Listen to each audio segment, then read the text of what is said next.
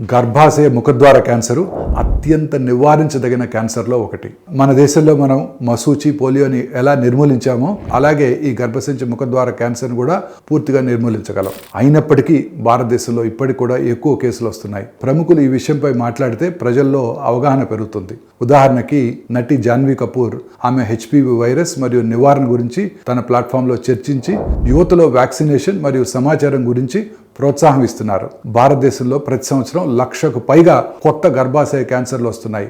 75 నుంచి 80 వేల మంది మహిళలు సంవత్సరానికి ఒక్క వ్యాధి బారిన పడి మరణిస్తున్నారు. ఇది చాలా పెద్ద భారం, కానీ నివారణతో పూర్తిగా తగ్గించవచ్చు. ఈ జబ్బుకు ముఖ్య కారణం హ్యూమన్ పాపిలోమాటస్ వైరస్ హెచ్పివి. ఈ హెచ్పివి వ్యాక్సిన్ ఇచ్చినప్పుడు ఈ ప్రమాదకరమైన ఇన్ఫెక్షన్స్ రాకముందే 90% వరకు రక్షణ ఇస్తుంది.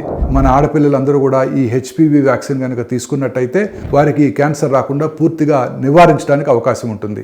స్త్రీలందరూ కూడా క్రమం తప్పకుండా పాప్స్మియర్ టెస్టు లేదా హెచ్పివి టెస్ట్ చేయించుకున్నట్టయితే ఈ క్యాన్సర్ని ముందుగానే గుర్తించి చికిత్స చేయడానికి అవకాశం ఉంటుంది. మంచి స్క్రీనింగ్ ప్రోగ్రాంలో ఉన్న దేశాల్లో గర్భాశయ క్యాన్సర్ రేట్లు 80% వరకు తగ్గిపోయాయి. సో మనం కూడా గర్భాశయ క్యాన్సర్ని పూర్తిగా నివారించవచ్చు. మన దేశంలో ఉండే ఆడపిల్లలందరూ ఖచ్చితంగా ఈ హెచ్పివి వ్యాక్సిన్ తీసుకోవాలి. అలాగే పెద్దలందరూ కూడా తప్పకుండా స్క్రీనింగ్ టెస్టులు కనుక చేయించుకున్నట్టయితే ఈ క్యాన్సర్ని ముందుగా నివారించుకోవడానికి అవకాశం ఉంటుంది.